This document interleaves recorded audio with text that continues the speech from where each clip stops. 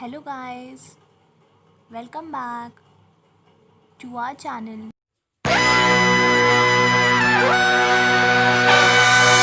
Hi, today I'm going to teach you momentum. So momentum, it is defined as mass in motion. All the objects have masses, and so if an object is moving, then it has mass. So basically we can say a moving object is said to have some momentum, and the formula for which can be determined by P is equals to mv equation, where P stands for momentum, m stands for mass, and v stands for velocity.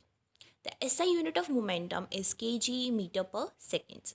Since it has mass, so we used kg, and there is a velocity as well, so we have used meter per second. Examples. Consider a toy car and a car is moving towards you. We would be able to toy the toy car easily than a car. Why is it so? Because the mass of a car is more than a toy car, and more force is required to stop a heavy object. So, as we can say in other words, the heavier the mass, the more force is required to stop the object. Next, we have the another example. Considering two cars moving towards you with different speed, we would be able to stop the car moving with slow speed because the object with lesser speed requires lesser effort to stop them. Next, we have second law of motion. The statement says that the rate of change of momentum is directly proportional to applied unbalanced forces, which consequently leads to a statement or a formula known as F is equals to ma, where a is the acceleration, m is the mass, and F is the applied force. Examples. When a catcher catches a ball, he moves his arms backward in the direction of ball because by doing so he increases the time and decreases the rate of change of momentum. The much time he does take to catch the ball, the lesser force will be applied on its hand and won't hurt him. So next example we have is when a car stops suddenly, the passenger tends to fall in the forward direction. That is why the seat belts prevents this by decreasing the rate of momentum and increases the time periods. Next example we have of an athletes keep on running even after crossing the finishing line.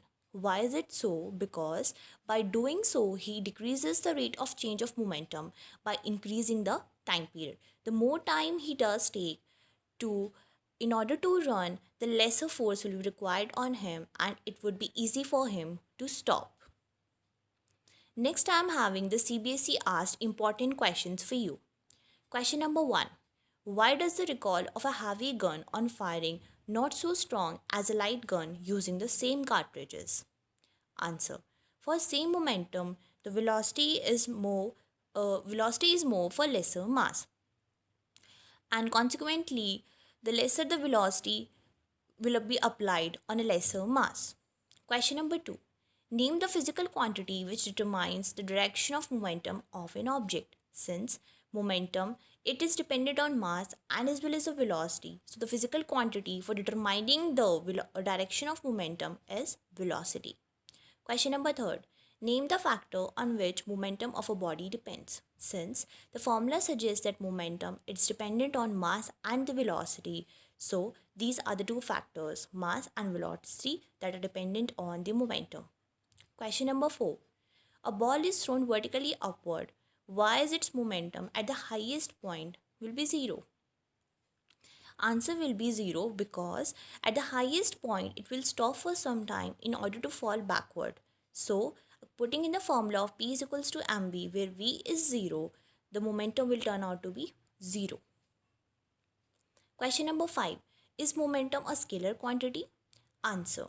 No. Since momentum is having velocity in it, that is why it is a vector quantity, not a scalar quantity. Question number 6. Name the physical quantity which is determined by the rate of change of linear momentum. The answer will be force, as we know that the rate of change of a linear momentum is directly proportional to the force applied. So the physical quantity that is determined by the rate of change of linear momentum will be force. Question number 7. What is the momentum of an object at rest? Since at rest the velocity will be 0, so the momentum will turn out to be 0. Question number 8. Why are the athletes at a high jump event made to fall on a cushion pad or a soft pad? Because falling on a cushion pad decreases the rate of change of momentum by increasing the time taken. As the rate of change of momentum is small, so the force due to fall is small, so athlete won't hurt. The lesser will be the momentum, the lesser force will act on an athlete. Next, I'm going to summarize whatever we have run in today's video. Firstly, we have read about momentum.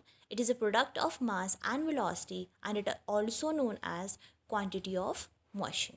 The formula for which is P is equals to mv, and the SI unit is kg meter per second. The momentum is a vector quantity. Second law of motion we have read, which states that rate of change of momentum is equals to applied unbalanced forces, and the formula for which is F is equals to mv, and SI unit of the force is Newton. Second law of motion can also be used to calculate the formula for the forces and the questions regarding the forces. In the next video, I'm going to cover third law of motion. Thank you.